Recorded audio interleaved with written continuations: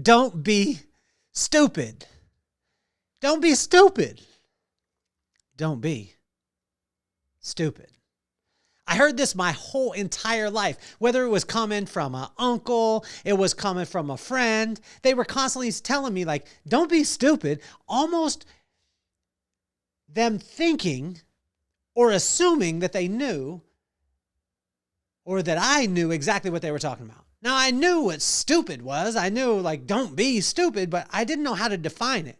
And in today's episode of Unscripted, the corresponding proverb for the corresponding day, we are actually going to break down from Proverbs 12 what stupid actually is. See, I didn't know how to avoid it as a kid because I didn't know what it was. I knew not to be stupid. People would call me stupid if I did something. They would say that was stupid. But I was most of the time taken back or I was surprised by it. But again, it was amazing because as I read Proverbs 12 today, the corresponding proverb for the corresponding day, this 3,000-year-old wisdom, what God revealed to me today was, son, don't be stupid. But he took the time, the care, and the love to let me know what stupid is. And at the end of the episode today, you're going to get the antidote for stupid. And I wish that I would have got this a lot earlier in life. But I'm glad that I have it now and I get to share it with you. The reason why I started this whole unscripted and the corresponding proverb, corresponding day, is because there were so many people that when I referred to the Bible, or I referred to the word, or I said about Proverbs or anything like that, they said, I don't really read that. It doesn't really connect with me. And so what I wanted to do is be able to break it down. I've been studying this corresponding proverb, corresponding day for the last 30 years. I'm not a Bible scholar, but I have taken the time to be able to ingest it, and I want to share it with you. So let's get this party started.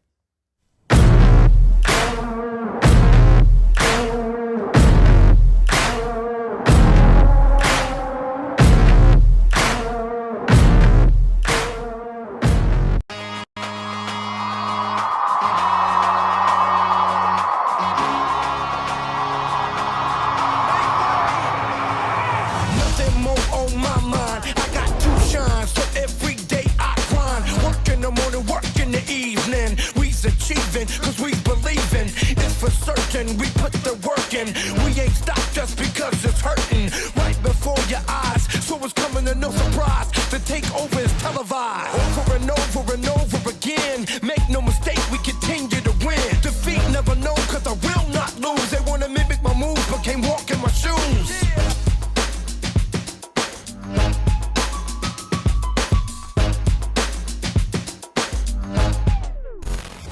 The wisdom and the vibe. The Wisdom of the Vibe journal is coming out very soon. I actually created a journal because of all this corresponding proverb for the corresponding day. So many people have been asking me, well, how can I apply this? How can I start doing it by myself? Sometimes I get lost in the word. So what we did is we actually took all the proverbs. We created the corresponding proverb for the corresponding day and then created a journal that will ask you where it kind of connected with your heart, what verse did, and then why you think that it connected with you. And then we've got it going where how I can apply it in my life. And it takes you through 31 days or 30 days in the month or 29 sometimes like this month. And it takes you through all of those and you're able to journal yourself. So you're not only becoming the student, but you're actually going to be the instructor of the masterclass. So it's so incredible this way. Let's jump right into Proverbs 12. That's why we're here. The corresponding proverb for the corresponding day. We're going to deal with discipline, prudence, righteousness, diligence, discipline, nobility, and just this. Very simple. Don't be stupid. Again, I heard this throughout my life, but I really didn't know how to avoid stupid because I didn't know how to really define it. And God defined it so quickly. In verse 1, he says this. He says in verse 1 of Proverbs 12, whoever loves discipline loves knowledge. Whoever hates correction is stupid. Now, where do we get discipline and where do we get knowledge? We get knowledge and discipline from beginning with the fear of God, which leads to our wisdom. Our wisdom will lead to that knowledge. The knowledge will then lead us to understanding, understanding to insight, insight to discretion, discretion to discipline, discipline to strength, and then strength will take us right back to the fear or respect of God. And in verse 1, he says it right off. So let's go to the point number 1. It's just do the right thing. In verse 2 through 3 and verse 5, God says this, watch. Good people attain favor from the Lord, but he condemns those who devise wicked schemes. No one can be established through wickedness, but the righteous cannot be uprooted. And then in verse 5, it says, the plans of the righteous are just, but the advice of the wicked is deceitful.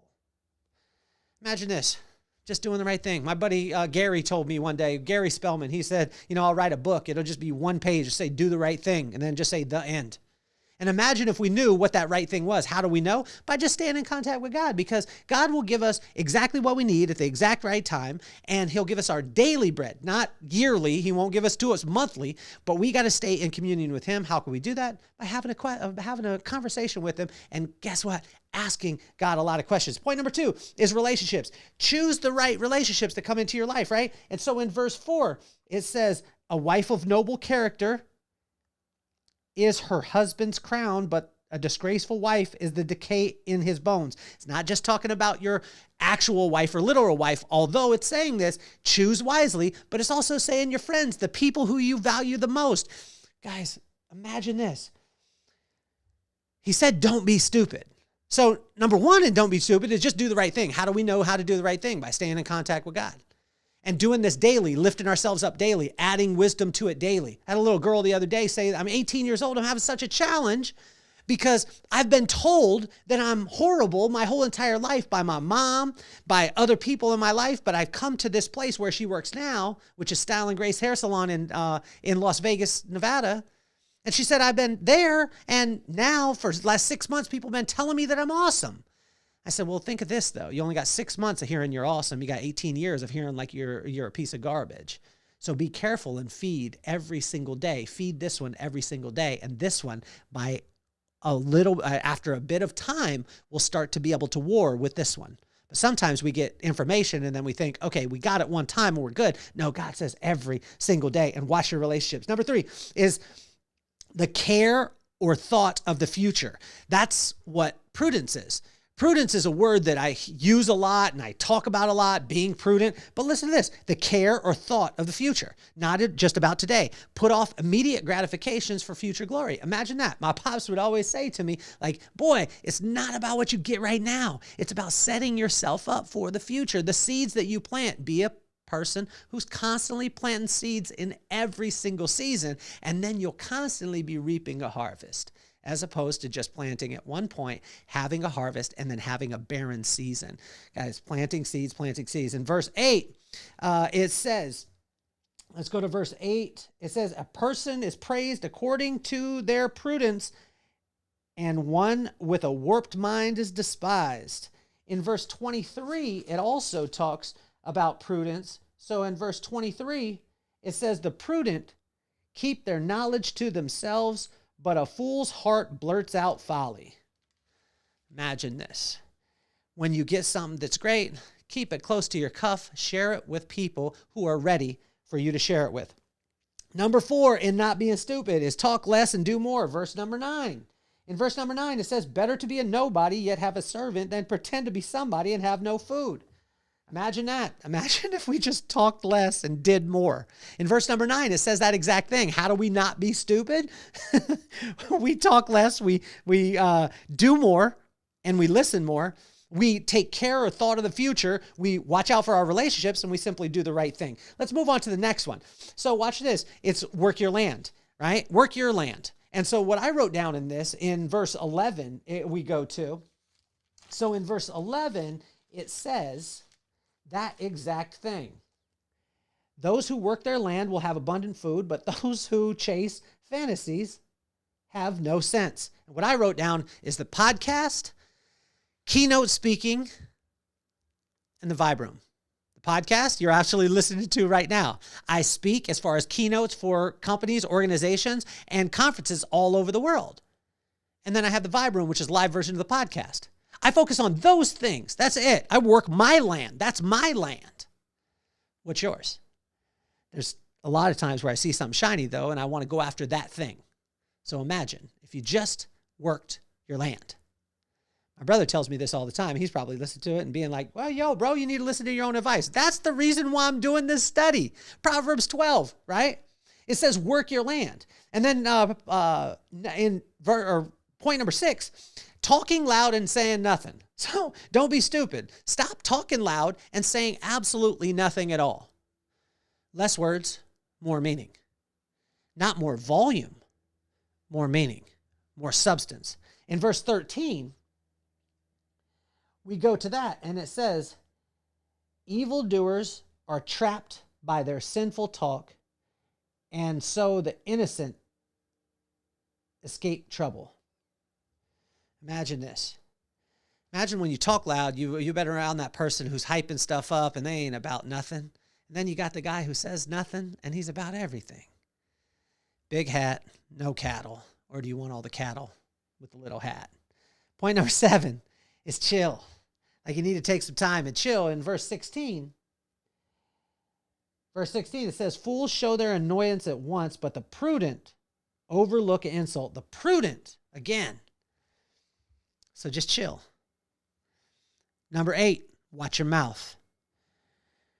My buddy and I were just talking about this because a lot of times when people use a lot of perversity, and I have done this in the past and I'm not, immune to this, but a lot of times when they use a lot of perversity, they're trying to emphasize certain areas in the place, or they want to emphasize that. And I find that when we study the word and we study wisdom, God will give you words that you can emphasize and bring power, not with the volume of your words, but with the meaning, the impact, and the power behind them.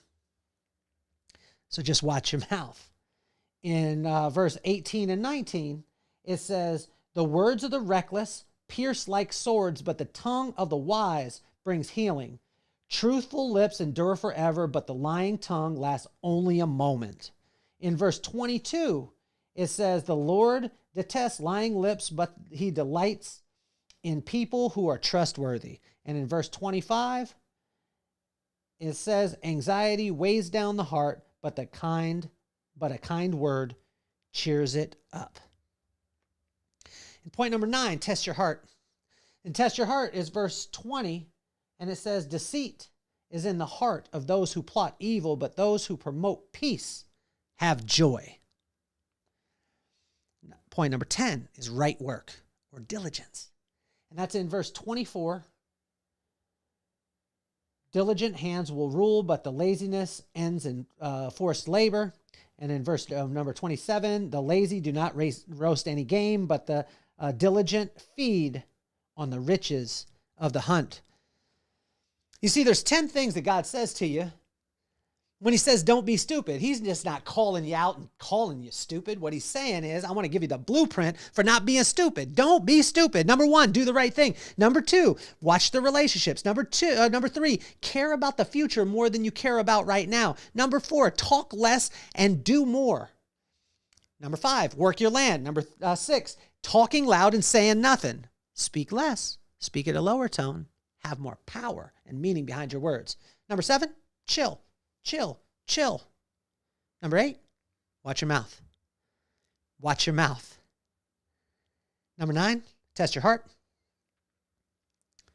And number 10, simply do right work. And see, here we go. And here's the antidote for stupidity, right? And it's very, very simple. And it comes in verse number 28. As I promised you at the beginning, here it comes. In the way of righteousness, there is life. Along that path is immortality. Let me read it again. In the way of righteousness, there is life. Along that path, there is immortality. What is righteousness? It's being right with God. How can you be right with God? By having a communication with him. How can you have communication with him? You ask questions and you listen. You study his word. You study his character. But most of all, you just spend time with him. So what he was saying today is don't be stupid. Then he gives us a blueprint of all the things that cause us to be stupid. And then at the end of the proverb, right now, he gives you the antidote for that stupidity. And it's simply chase after righteousness, which is a right relationship with him. Proverbs 12. 3,000-year-old wisdom that's applicable today in your leadership, your culture, your systems, and in every aspect of your life. And it's amazing because God knew exactly where you were on this exact time, and he knew that there's a message out there for every single one of you. Read the word, and then allow the word to read you. Proverbs 12, corresponding proverb, corresponding day, 3,000-year-old wisdom. My name is Kelly Cardenas, and I'm officially off the hot seat. Peace, love, and soul.